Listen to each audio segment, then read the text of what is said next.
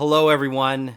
And the off season is finally coming to an end, and a lot of new things going on over here at Pace Car Boys Media. Starting with this new show right here, kind of like a rebranded show, a NASCAR preview show, if you will. Welcome to Larry's Trackside teaser. And yes, if you heard the song was AI.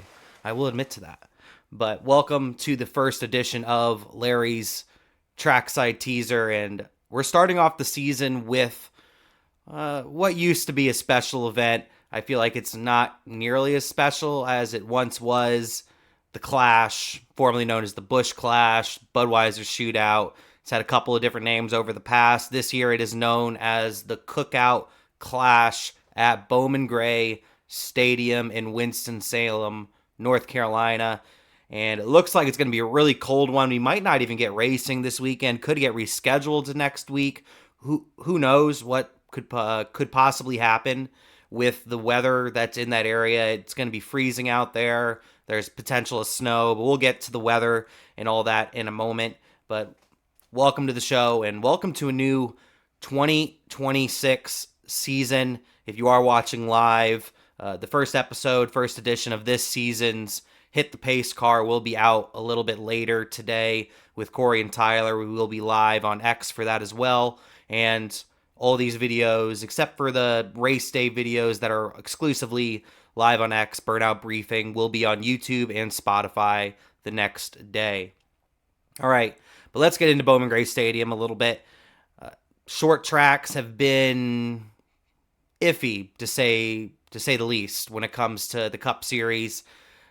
They've been kind of using Goodyear as a crutch, I'd say, personally, over the last couple of years since they've gotten into the next-gen car, into this era of car. They've really used Goodyear as a crutch, and Goodyear has done a lot of good things, and they're going to continue to try to do good things, as I do have an update on what the tires are looking like for this weekend. This is what the tires are looking like, the Staggered Special Goodyears for this weekend at Bowman Gray Stadium. The left side tires are a brand new tire that Goodyear is introducing this season.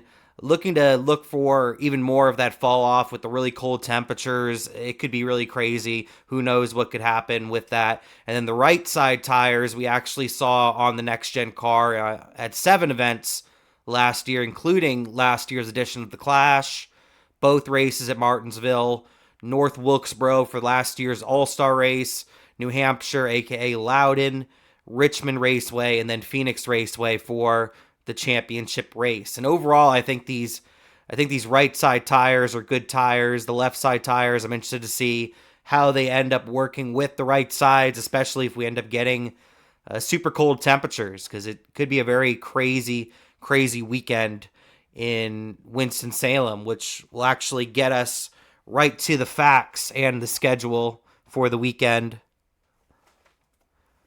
Here we got the weekend facts, and I'll pull up the format here in a little bit. But the Cookout Clash at Bowman Gray Stadium, 4 25-lap heat races, a 75-lap last chance qualifier, a 200-lap main event. Of course, like I said, this track is located in Winston-Salem, North Carolina. It's a quarter-mile asphalt short track. It opened back in 1939, but it didn't host its first Cup race until 1958. And that race was won by Bob Wellborn. There is no active win leader because we've only had the one race there last year for the Clash, and that race was, of course, won by Chase Elliott. No trucks, no O'Reilly Auto Parts Series this weekend, so no notable entries from those series. And I put late next to Cup because entry lists tend to come out Monday afternoon. We are on Tuesday afternoon, and we yet to have an official entry list for the Clash.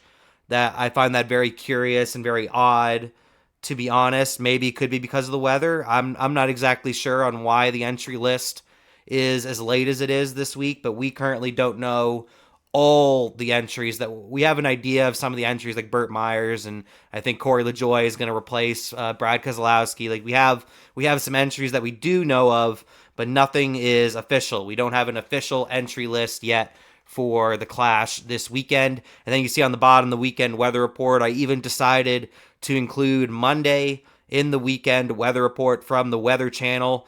Saturday, it's looking like we're going to get snow. It's going to be partly cloudy. This is on Tuesday, by the way. I'm recording this on Tuesday, so this can change. Sunday, it's looking partly cloudy, low chance of precipitation, and the same thing for Monday. But you also see those temperatures. The high, it doesn't go above 30 for any of those 3 days. The low is 14 degrees on Sunday and Saturday. Very cold temperatures for NASCAR racing. I personally don't mind the cold temperatures, but it is very interesting for a NASCAR race. All right, let's get to the schedule for this weekend.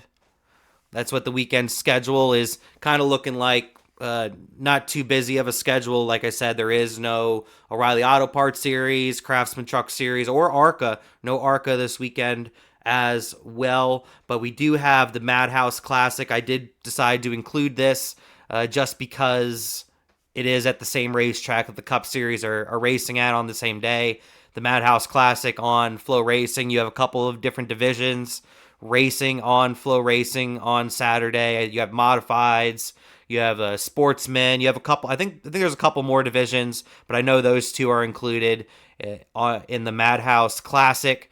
And then we have Clash Practice, and then we have Clash Heat Races on Saturday night, both on Fox Sports 1. I know there was some confusion about that at first, but it looks like it's going to be on Fox Sports 1. And then on Sunday, February 1st, we get some racing as we have the Last Chance Qualifier at 6, and then the Cookout Clash at 8. All these times are Eastern time, by the way, and both of those races will surprisingly be on Fox. We have some Fox racing for all of that. Let me remove the schedule if I can. I still have the tires up. All right, but the Bowman Gray, it's going to be interesting this weekend. I want to really talk about the weather a little bit more. It could be very interesting this weekend. Could have a big effect on these new left side tires that we have. We've seen what cold temperatures do to the tires. It tends to tear them up a little bit more from what we saw at Bristol, at least. That's been the big example that I think a lot of people point to is Bristol. We saw the colder temperatures in the spring, and the car's tires just shredded like cheese. And then when they had the night race later in the year, when it was a lot warmer, they didn't quite shred as much. So very interesting, and I'm curious to see how the tires react if we end up racing in that cold weather. And then I have seen the rumors. I have seen the potential talks. I've seen it on Twitter. I don't know how legitimate these talks are, but there are potential talks of moving the Clash to a midweek race, like Wednesday or Tuesday or Thursday, something like that. Potentially doing it on Saturday, the day before the Super Bowl, potentially. There's a lot of ideas being thrown out there. I've seen on Twitter so far. I personally say if we don't get any snow, if we don't have a bunch of snow or like a blizzard sort of situation this weekend, I personally think they should go forward with the race. I know it's pretty cold, but it's not impossible to race in the cold. It's definitely going to be uncomfortable for the fans, for the crews and everything. But if you have passion for it and you want to be there, push through it. I've seen a couple people already go online and complain about how they're regretting buying tickets and stuff like that for this event because it's going to be so cold out. But if you like NASCAR and you really love NASCAR and you've been waiting for the whole off season for NASCAR and you have tickets to this thing, no matter how cold it is, I think you should probably go. It's going to be, and it probably will be the last one at Bowman Gray. I don't see them doing this at Bowman Gray next season. I know I said that last season about this year's version of the Clash. I thought it was going to be one race at Bowman Gray, and I thought they were going to go to a different local sort of short track, like a South Boston or something like that. But I think they're for real. I think this year will be the last year for Bowman Gray at the Clash. So I think everybody that can and already has tickets to go out there should probably at least attempt to go out there if they are going to do racing. And right now it sounds like it is up in the air. I'd probably give it a 60, maybe 70% chance that everything will go forward as planned, and then 30 or 40% chance that it could get moved to a midweek or maybe even a Saturday night before the Super Bowl race. So a lot of interesting stuff. A lot of interesting stuff for sure when it comes to the Clash. But one thing that doesn't really have a lot, I guess isn't super interesting, is that we have the same format, which it's not a bad format. It's a pretty easy to understand format. Let's pull it up here for some people that may have forgotten what the format was last year. Not too complicated of a format. I'm personally not big on practice setting the starting lineup for the heat races. I would say I'm not too big on that. But overall, I think it's fairly simple. I wish you can get some more in from the last chance qualifier, I think. And I don't think everybody should go to the last chance qualifier either. I think there's a couple of things I probably would change. But let's go through the format a little bit here. Like I said, practice times decide the starting lineup for the heat races. If you're the quickest in practice, you start first in the first heat race. If you're second quickest in practice, you start first in the second heat race, and so on and so forth. There are 4 heat races, 25 laps each, and there are 5 drivers that advance from each of those 4 heat races, which that will be 20 drivers. So 20 drivers from the heat races will advance to the 200 lap main event. And then everybody else that doesn't advance through those heat races heads into the last chance qualifier. So everybody heads into the last chance qualifier. The last chance qualifier is a 75 lap race, and first and second from the last chance qualifier will advance to the main event. Some of you may remember last year's last chance qualifier, in my opinion, was more entertaining than the main event. We saw very hard racing. We saw a lot of people just ramming into each other. I remember Ty Gibbs was doing some crazy stuff in that race. I think Corey LaJoie got into some stuff in that race. We saw a couple, if I remember correctly, the Dillon brothers, I think Austin Dillon and Ty Dillon had a little moment in last year's Clash, last chance qualifier as well. A very entertaining last chance qualifier last year, so that you definitely want to tune in for that. And like I said, 2 drivers will advance from the last chance qualifier, so that will be 22 drivers into the main event. And then we do have a 23rd spot, a provisional spot. So the provisional spot ends up going to the driver that is highest in points from 2025. So, for example, let's say Kyle Larson, for some odd reason, wrecks out in the last chance. Like he wrecks out of the heat race and he wrecks out of the last chance qualifier, gets spun from the lead or something in both races. Well, since Kyle Larson is the highest in points and he didn't make it through his heat race or the last chance qualifier, he is the highest in points that isn't already locked in to the main event. So then Kyle Larson, for example, would get that spot.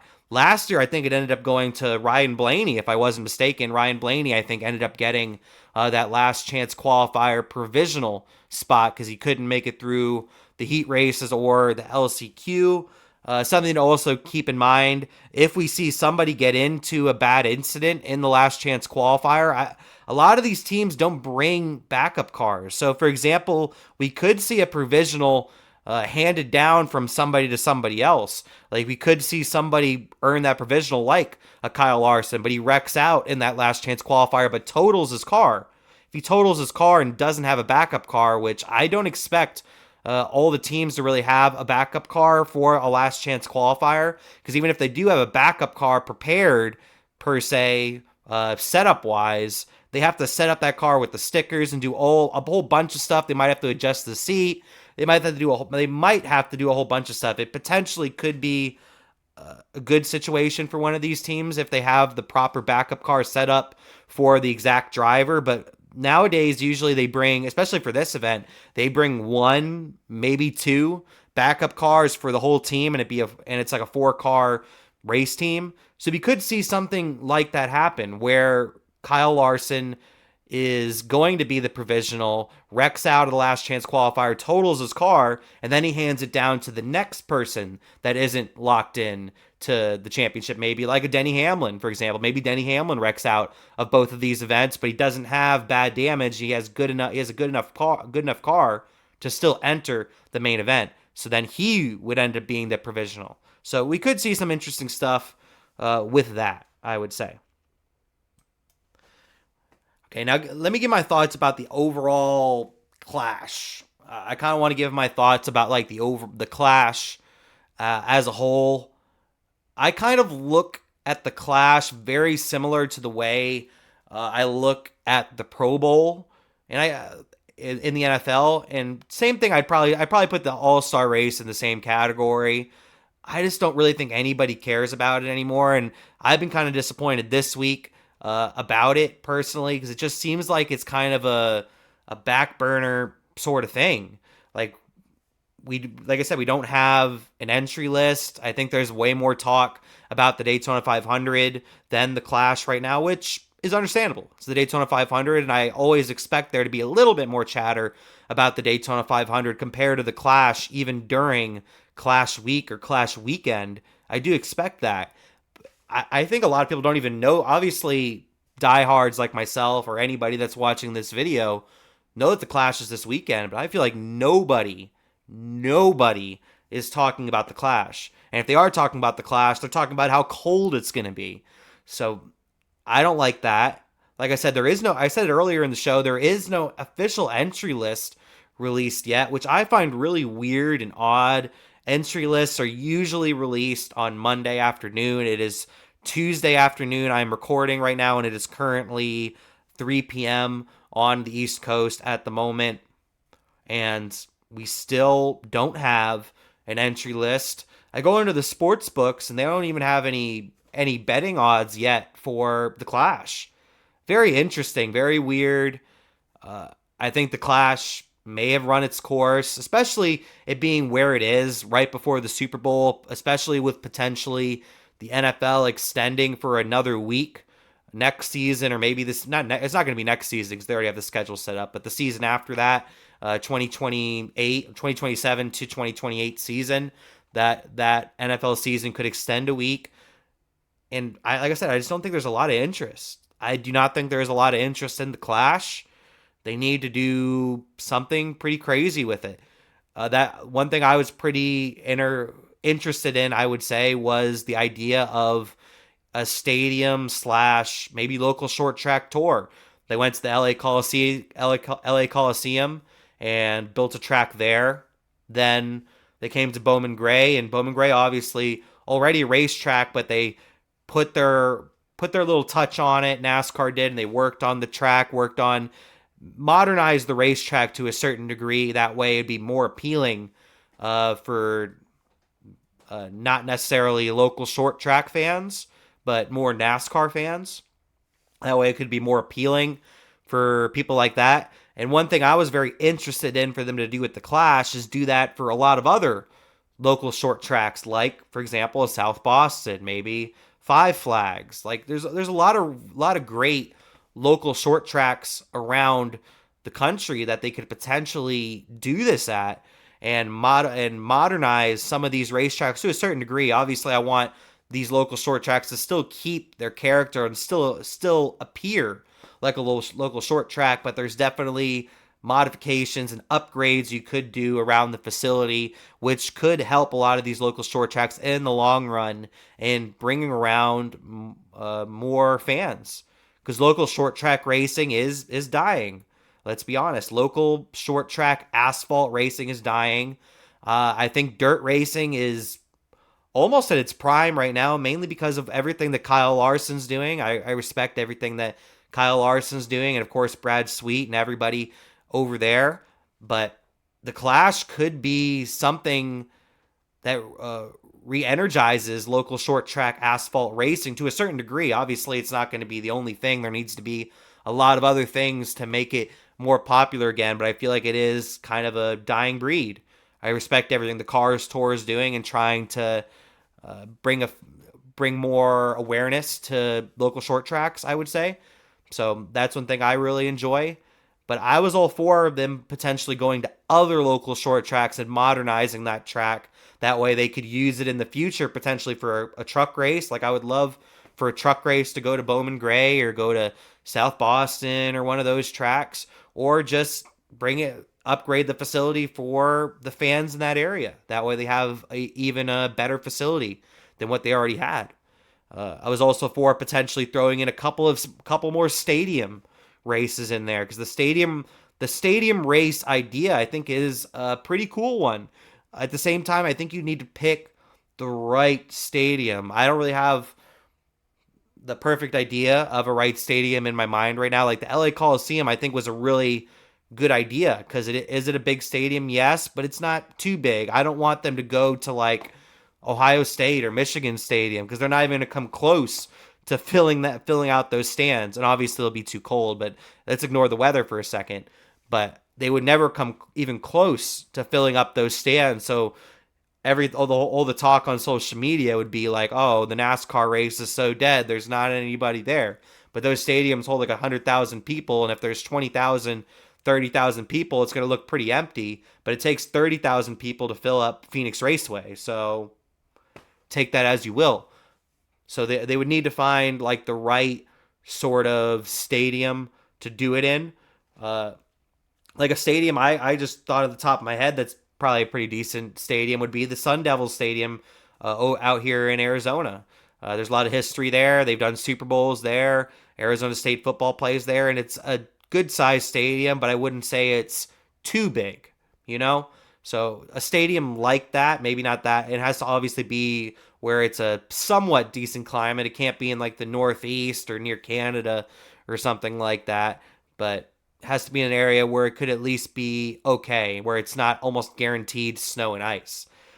Like this weekend. This weekend, I'd say it's an odd weekend, but we had these winter storms come through over the last couple of days. I'm not dealing with any of them out here on the West Coast, but I know there's a lot of winter storms coming through the Southeast and the South right now, moving up to the New England Northeast area. So that's kind of why I feel like we're going to be seeing that this weekend, is just the after effect from that big storm that we have going on. I think it's still going on right now. But I would like for them to save the Clash. I like the Clash. I'm not the biggest person for bringing it back to Daytona, because I would like for them to move it around, and we're already doing the Daytona 500. But if that's what the majority of the fans want, I'm for it. It's not what I want to do personally. I like my idea better, where you're going around to different local short tracks and upgrading the facilities, maybe throwing an occasional stadium race in there. But it doesn't seem like a lot of people are too interested in that, and I don't blame them, especially with the next gen car not being the best on short tracks. I see most people wanting the return to Daytona for the Clash, and I understand that completely. And if that's what people want, give the people what they want, and I'm all for going back to Daytona next year. We'll have to see. We will have to see what happens, what the future is with the Clash, and also the All-Star race, because the All-Star race I would put in a very similar boat as I would put the Clash, but that conversation is for a different day. But I appreciate anybody who tuned in for this week's edition, the first edition of Larry's Trackside Teaser. One segment that I didn't do today, mainly because it is the Clash, so I couldn't really make a Mount Rushmore for it. But every week I'm going to be doing a Mount Rushmore for each track. So, or Crown Jewel event. Like next week, I'll have a Mount Rushmore for the Daytona 500. So I'll name what I think is the Mount Rushmore, the 4 best drivers in the Daytona 500 next week, and then I'll do it for every track along the schedule, and each Crown Jewel will get their individual Mount Rushmore. Like there'll be a Coca-Cola 600 Mount Rushmore, there'll be a Southern 500 Mount Rushmore, there'll be a Brickyard 400 Mount Rushmore. So we're going to do all that. That's going to be a segment that is part of the show, but I didn't think it was right to really do it for the Clash. It didn't make much sense really to do it for the Clash, I would say, just because it's been in a different location the last couple of years. If it was in Daytona this year, I probably would have just taken all the Daytona stats and put that together, and then I would have made my Mount Rushmore for the Clash at Daytona. But it's not at Daytona, it's at Bowman Gray, so I didn't feel like it was the right move to really make Mount Rushmore for the Clash. So we will be premiering that next week for the Daytona 500. But I appreciate anybody who did tune in, whether you're watching live on X, watching afterwards on YouTube or Spotify, or just listening on Spotify. I do definitely appreciate it. We're going to be doing this every week. It'll be live on X every week, Tuesday at 2 p.m. Eastern Time. Some of you that are watching live noticed I did get on a little bit later. First show of the whole entire year, and I've switched over from Streamlabs to OBS. So just working out a little bit of kinks, trying to set up the show. So I appreciate all the patience that was provided for that.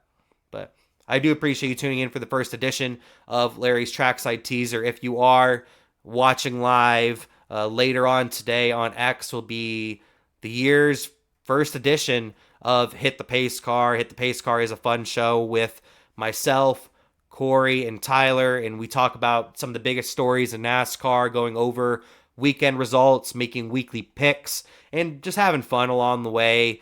Don't take us too seriously. There's going to be jokes. There's definitely going to be some cussing here and there. So definitely tune into that. That's a pretty fun show, and we'll be talking about some of the off-season storylines in today's show, plus looking forward to Bowman Gray Stadium. But once again, I appreciate anybody who tuned in to the first edition of Larry's Trackside Teaser. If you're going to Bowman Gray this weekend, have a great time. Keep warm. Hopefully we have racing this weekend. But for now, I'm Trackside Larry saying peace.